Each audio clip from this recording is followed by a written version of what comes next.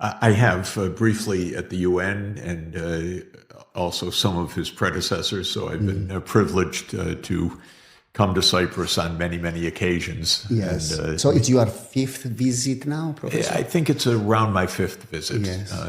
I was affiliated for many years as an advisor on the advisory board of the Cyprus Institute, which is a wonderful institution. And I have many friends across the island, many colleagues from the United States, Cypriots who have returned here. And so it's wonderful to be here, wonderful to be back. And it's great for us to have you as well. So I have been following you for many years now. And I remember the first time I listened to you, I thought that this person embodies in my mind what the common sense is all about. I mean, the things you were saying made such common sense to me, which is absent, at least from politics and now from the markets. I mean, doing the simple things and what is common sense things to do.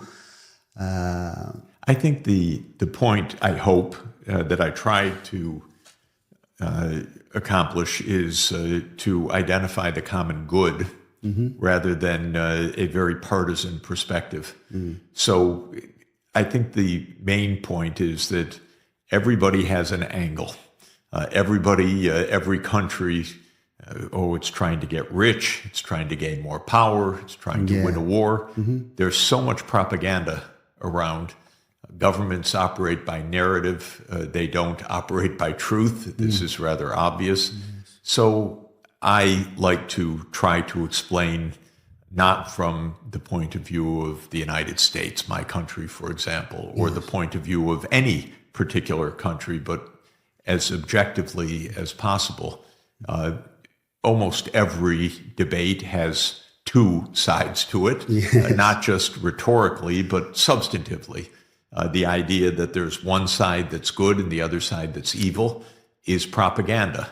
The idea that life is more complex, that there's a history, that if one understands the history, one can appreciate the arguments on both sides, and that solutions do not come through war, through conflict, through propaganda. Solutions actually come through dialogue, through mutual benefit, through negotiation.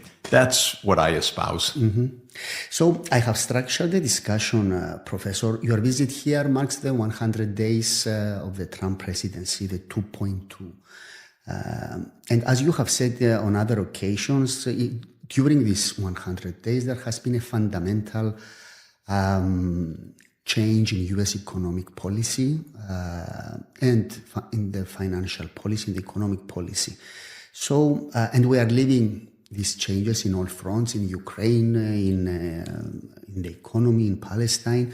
So I want our discussion to evolve around this theme. And today also is the 21st anniversary of Cyprus's accession to the EU, which is another landmark for us. Absolutely. And I want to start with the tariffs, if I may, and ask you, what is the economic rationale behind the tariffs? Well, there is no sound economic rationale. In other words, Trump's tariff policy is fundamentally a mistake for the United States. There are several rationales that are given. There is no economic backing or theory behind this. I mean, the whole idea with the deficit. There is backing and there's theory, but it's bad backing and bad theory. And that is why it has caused major consternation inside the U.S. and internationally. There are very, very few friends and supporters of Trump's trade policy anywhere inside the U.S., even in particular economic sectors, even among his donor group. Basically, this is very idiosyncratic. It's linked to Trump. It's linked to a set of ideas that are not correct. But, presidents have bad ideas. Leaders have bad ideas. They sometimes pursue them. So what are Trump's ideas? Trump's ideas are mixed motives. One is a very clear one, that he likes to threaten others, even those he wants to cooperate with. He thinks that if you want to strike a deal, the first thing you do is you make a threat. This is true of his friends, his allies, and his enemies, because the idea is meet the other side, smack them in the face, and then say, I want to be your friend. And this is a mode of operation that many find bewildering. I don't find it a very effective approach. Of course, I've never been a New York real estate investor, but I have been involved in geopolitics for a long time, and I don't believe this is the right approach, but it's Trump's approach. Yes. So one is simply power, intimidation and power. He believes that the U.S. market is so central, so vital, that he can threaten the rest of the world. China, of course, begs to differ. You threaten us, okay, we retaliate.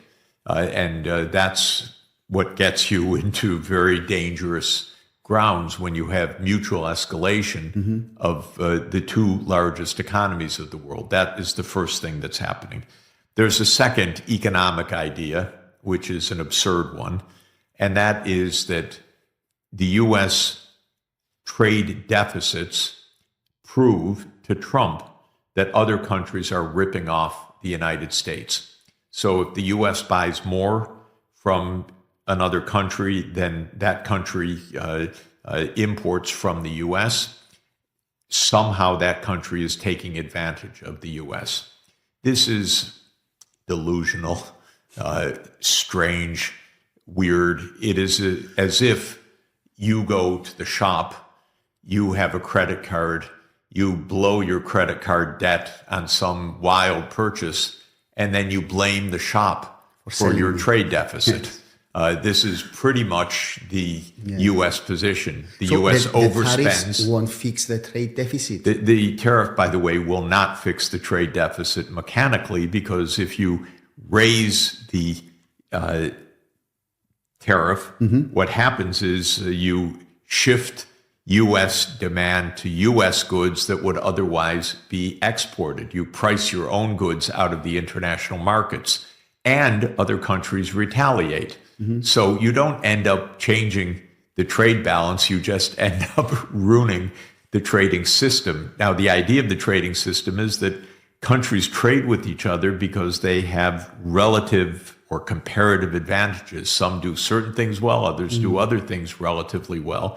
And you get goods more cheaply when you import the goods that other countries do relatively well. Yes. I hope Trump, for example, does not keep high tariffs on African countries, because I need my coffee in the morning. And if we try to grow coffee in Central Park, first, the coffee is going to be miserable if it grows at all. It's going to be extraordinarily expensive because there'll be a few beans for all those Starbucks across the United States. So that's comparative advantage. I'd rather buy the coffee from Ethiopia or from Uganda or from Guatemala, from Brazil, and so forth. Well, Trump doesn't understand any of that. So that's the second argument. The third argument is that this is the way to reindustrialize the United States. There are many, many incorrect assertions about this as well. First, the United States did not deindustrialize the way people think. The United States shed employment in manufacturing, but if you go to an auto factory, you know why. There are no workers there, but the factory is there, the robots are there. Yes. And this is true across manufacturing in the world today. You can bring back a big industrial facility and almost no jobs go with it anymore because of robotics, because of AI systems, and so forth. So Trump already in his first term, what you would call Trump 1.0, tried these tariffs.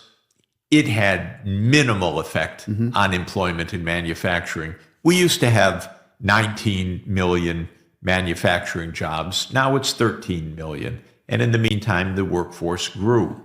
But that's because These are jobs that went to automation to a large extent, and to the extent that they went to low-income places for the labor-intensive parts, what they did was make the rest of U.S. manufacturing more efficient. Now Trump apparently wants to push U.S. workers into lower-wage jobs that are the low-wage, labor-intensive, relatively low-skilled jobs abroad.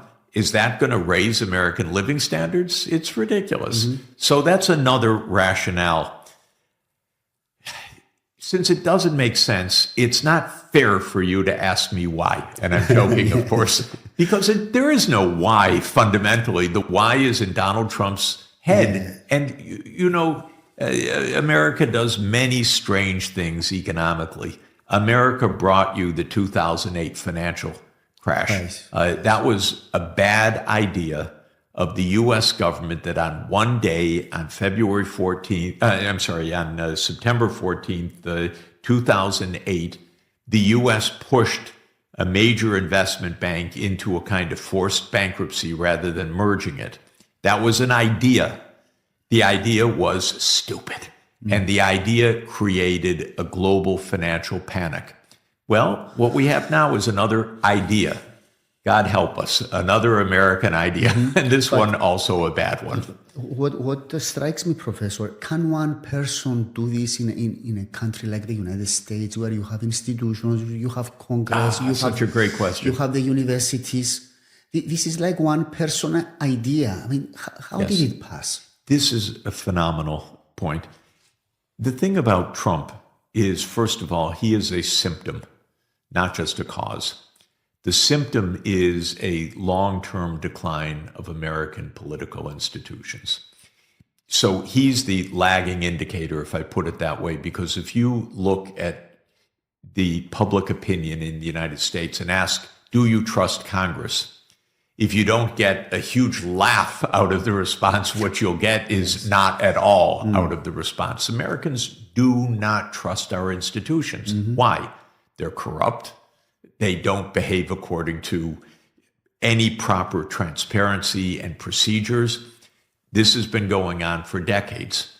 I diagnose this as having two main causes that are distinct.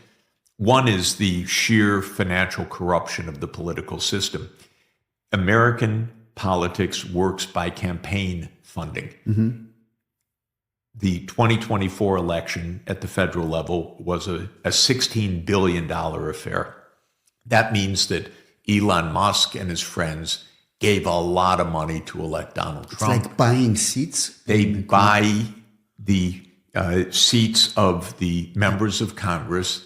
They bankroll the campaigns of presidents, and they say afterwards, we paid for you, now you give us tax cuts, deregulation, special privileges, monopoly rights, inside contracts, whatever you want. So that's one part of American politics. The other part of American politics is that the United States is what the British Empire was for 200 years, between 1750 roughly and 1950. It was the world's hegemonic power.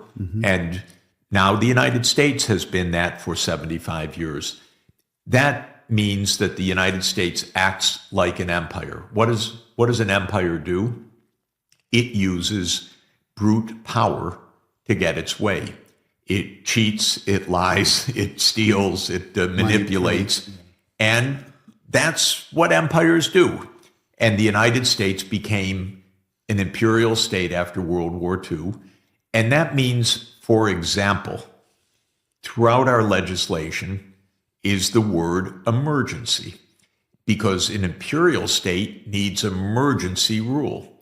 So Trump, in all of these executive decrees, is invoking emergency rule. When you think about the United States, emergency rule doesn't come first to mind. You think about Congress and the courts and the presidency. But because the U.S. is an imperial state, there is, in fact, emergency powers throughout legislation. Now, my own view is that Trump is just laughably abusing the emergency powers. What is the emergency that caused him to put on the tariffs? Two. One, he claimed there's an emergency of fentanyl, a narcotics emergency, an emergency. So he upends the trading system with China, with Mexico, and Canada, declaring it a fentanyl emergency. This is bogus. This is not a real explanation. This is probably an inside laugh inside the White House. Then he declared the trade deficit an emergency. Well, that's interesting. The trade deficit has been going on for 25 years. It could go on for a while longer. It's hardly an emergency. It's a feature of our political, fiscal, financial, monetary, economic institutions. It should be addressed by law. It should be addressed by Congress. But he declared an emergency, and single-handedly, he is upending the world trade system. Shocking. Now, you might say, extraordinary. How can this be? Yes. And it is the degradation of politics. For example, the Congress really is pathetic. They just voted yesterday to whether the Senate would claim its constitutional authority. And they said no. So what happened was that proposition by Senator Warren? Exactly. So Trump it was rejected. The Democrats, basically, with 3 Republicans, voted to state, and I don't know even the legalities because I've been traveling, but voted that Trump's invocation of emergency powers was unjustified. Okay. And exactly statutorily what they were claiming to do, I can't tell you. But the idea was that the Congress should say, you're usurping our power. Yes. But almost all the Republican senators just followed the Republican president. Why? 2 reasons. One, the institution itself has no self-pride at all. It is not respected by the American people, and it doesn't respect itself. It's a little bit like the Roman Senate after the empire came to be.